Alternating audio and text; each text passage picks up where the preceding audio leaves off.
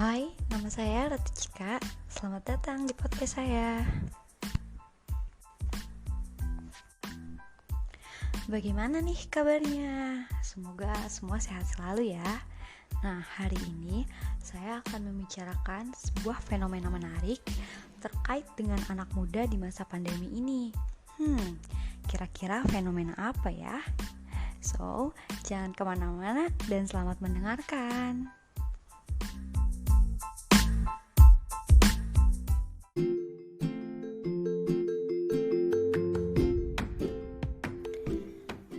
Berbicara mengenai anak muda, generasi muda masa kini atau yang sekarang sering disebut sebagai generasi Z merupakan generasi yang lahir antara tahun 1995 sampai 2010 nih. Dan mereka merupakan anak yang sejak lahir sudah akrab dengan teknologi digital seperti televisi, gadget, PC, PlayStation, ataupun yang lainnya. Karena itu nih, generasi Z selalu memiliki cara pandang yang berbeda akan suatu hal, di mana mereka selalu menyesuaikan itu didasarkan pada perkembangan teknologi. Teknologi super canggih yang selalu memberikan dampak positif dan negatif selama mereka hidup dari awal lahir sampai mereka hidup saat ini, itu selalu memberikan kemudahan bagi mereka. Dan wajar banget nih kalau misalkan sekarang mereka ini sangat terlena pada teknologi digital. Dari kebiasaan mengikuti perkembangan teknologi tersebut, lama-kelamaan nih, hal ini pun mulai menciptakan perubahan di masyarakat, di mana teknologi itu telah mampu menggeser budaya yang ada dari yang awalnya melakukan semua hal secara konvensional, secara langsung ataupun tatap muka, sekarang berubah menjadi serba digital, serba virtual, serba online. Dan sebenarnya era digital ini sudah berlangsung cukup lama di Indonesia, sudah bertahun-tahun yang lalu. Tetapi saat pandemi ini baru benar-benar terasa bahwa oh iya, sebenarnya kita tuh sudah ada di era digital dan fenomena tersebut bukanlah hal yang baru bagi kita. Nah, terus kira-kira perubahan apa sih yang ada? Nah, banyak banget sebenarnya perubahan-perubahan yang ada di era digital ini. Tapi yang bakal dibahas adalah gerakan sosial nih. Jadi, sadar atau enggak, gerakan sosial pada saat dulu dan pada saat sekarang ini cukup berbeda. Karena kalau dulu itu gerakan sosial tuh dilakukan secara konvensional, baik pelaksanaannya maupun penyebarannya. Misal nih, kalau dulu gerakan sosial itu diidentikan dengan demonstrasi, kita turun ke jalan, kita marah-marah di jalan, pokoknya benar-benar dilakukan secara langsung. Terus juga untuk penyebarannya tuh kita biasanya pakai poster, pakai baliho, atau kita ngobrol langsung gitu orang ke orang. Nah, tapi kalau misalkan sekarang di era digital ini, untuk ikut terlibat untuk menyebarkan itu nggak harus secara konvensional, karena ya balik lagi kita ada di era digital yang apa-apa serba online. Semenjak adanya pandemi COVID-19 ini, banyak banget tuh gerakan-gerakan sosial yang berkembang di masyarakat. Tapi kali ini kita hanya akan berfokus pada 3 gerakan aja. Apa aja sih? Nah, 3 gerakan itu adalah WFH atau work from home, social distancing, dan juga self quarantine. Yang pertama kita bahas WFH dulu ya.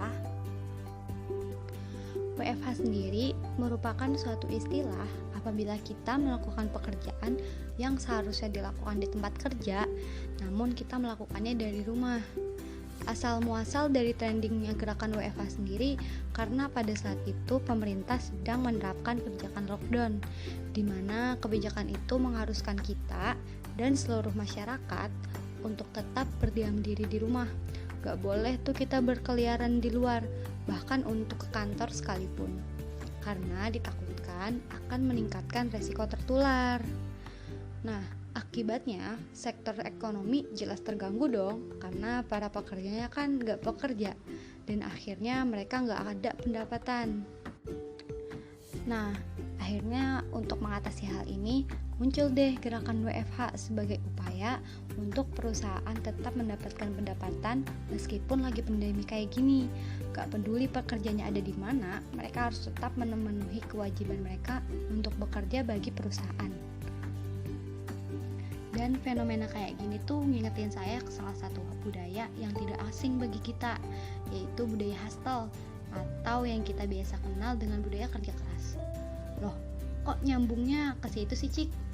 Iya, nyambungnya ke situ karena budaya hustle sendiri tuh mirip-mirip banget kayak gerakan WFH ini, dimana para penganut budaya ini punya pemikiran kalau kita tuh harus tetap bekerja keras dan produktif, gak peduli kamu di mana dan sedang apa. Dan bahkan nih ya, gerakan WFH sendiri merupakan produk dari budaya hustle itu sendiri.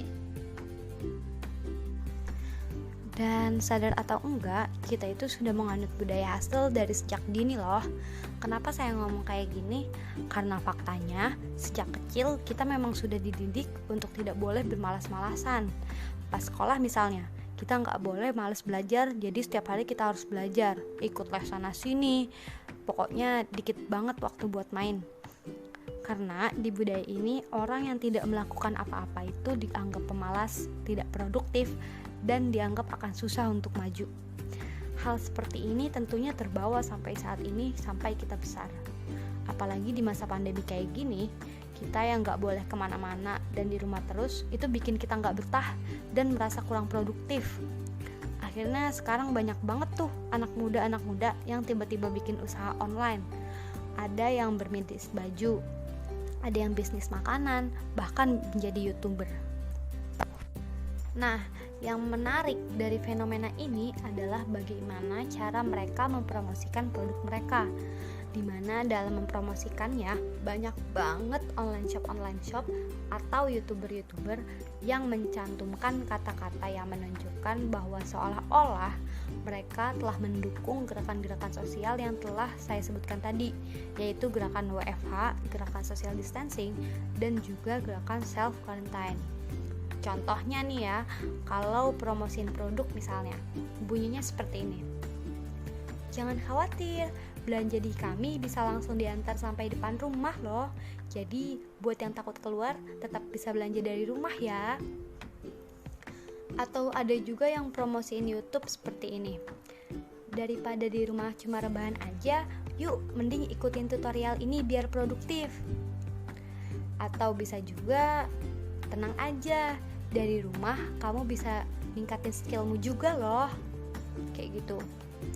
Iklan-iklan kayak gini tuh banyak banget sekarang berkeliaran di sosmed-sosmed. Karena saya penasaran dengan fenomena ini, kemarin saya sempat melakukan sebuah riset kecil-kecilan di mana saya menanyakan kepada 120 responden dengan pertanyaan apakah jika mereka mempromosikan dengan kata-kata yang terlihat mendukung gerakan sosial tersebut akan berpengaruh terhadap usahanya, dan mereka menjawab bahwa benar, dengan mencantumkan kata-kata seperti itu mereka bisa mendapatkan konsumen yang lebih. Dalam arti hal tersebut bisa menaikkan minat konsumen. Jadi menurut mereka, dengan mempromosikan menggunakan kata-kata seperti itu membuat si penjual terlihat mendukung gerakan tersebut, dan bagi si konsumen, apabila mereka membeli dan menggunakan produk yang disediakan si penjual, mereka juga akan merasa bahwa mereka telah mendukung gerakan sosial tersebut. Jadi di sini keadaannya seperti ini. Si penjual dan si pembeli ingin terlihat mendukung gerakan sosial tersebut dengan melakukan sesuatu. Nah, kalau si penjual itu dengan menjualkan, nah kalau si pembeli dengan membeli produknya. Kayak gitu. Jadi, esensi sebenarnya dari gerakan-gerakan sosial tersebut yang awalnya untuk menekan penyebaran COVID-19 ini tidak begitu diperhatikan bagi mereka. Yang penting menurut mereka itu, mereka ya udah terlibat gitu di dalam kegiatan gerakan itu. Dan malah mereka memanfaatkan gerakan sosial ini untuk mencapai kepentingan mereka sendiri. Ya seperti yang tadi, kalau si penjual itu dengan untuk mendapatkan konsumen, nah kalau si konsumennya ini membeli produk untuk terlihat bahwa mereka mendukung gerakan tersebut. Dan fenomena ini biasa kita sebut sebagai cloudivisme. Buat yang asing dengan istilah cloudivisme merupakan anak ideologis dari selektivisme. Di sini kita bahas dulu apa itu selektivisme. Selektivisme merupakan istilah yang muncul beberapa tahun terakhir untuk membicarakan aktivisme yang mentok pada keterlibatan kecil dan sederhana di dunia maya. Contohnya memakai filter di foto media sosial untuk mengangkat kesadaran publik, atau juga misalnya menyebar suatu tagar hingga meretweet petisi daring adalah contoh prima dari selektivisme. Kamu dapat terlibat dalam gerakan sosial tanpa mesti sungguh-sungguh terjun. Kamu dapat merasa berbuat baik tanpa harus bersusah payah atau terang-terangan turun ke jalan. Sedangkan cloudivisme sendiri merujuk pada fenomena orang-orang yang mengikuti atau melibatkan diri pada gerakan sosial hanya untuk mengejar cloud, pujian, dan ketenaran. Cloud dalam hal ini diartikan juga sebagai popularitas dan kemampuan mempengaruhi orang lain. Nah, terus apa nih konteksnya sama fenomena yang tadi? Jadi, kalau dalam konteks fenomena yang kita bahas tadi, para anak muda yang memiliki usaha online dengan cara promosi menggunakan kata-kata seperti yang saya sebutkan tadi, itu memiliki maksud, yaitu ingin terlihat mendukung dan terlibat dalam gerakan tersebut. Ditambah lagi, mereka juga mendapatkan keuntungan dari hal tersebut, yaitu mendapatkan konsumen tadi. Jadi sebenarnya mereka itu tidak benar-benar ingin terlibat, tapi hanya ingin terlihat terlibat sehingga mereka dapat mengambil keuntungan dari hal tersebut. Perlu ditekankan di sini adanya perbedaan antara benar-benar ingin terlibat atau hanya ingin terlihat terlibat. Nah, yang menjadi tujuan dari fenomena ini yaitu yang kedua.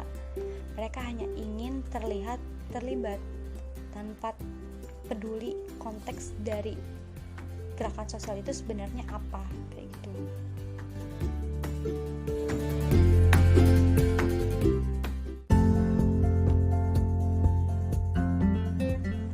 Nah, menarik banget kan membahas terkait fenomena gerakan sosial di masa pandemi ini.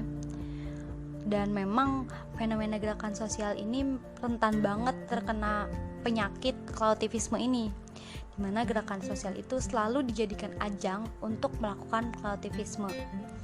Meskipun demikian, semoga sih untuk kedepannya nih ya, cloudivisme itu akan berkurang keberadaannya di dalam gerakan-gerakan sosial yang lain, sehingga nanti tujuan dari gerakan sosial tersebut tidak tercemar dan bisa tersampaikan dengan baik kepada semua masyarakat, baik yang terlibat maupun yang tidak. Dan sekarang udah tiba nih waktunya kita untuk berpisah, karena pembahasan kali ini udah selesai sampai di situ aja. Semoga podcast ini bermanfaat ya untuk kalian semua yang mendengar. Saya Ratu Cika, mohon pamit dan sampai jumpa lagi.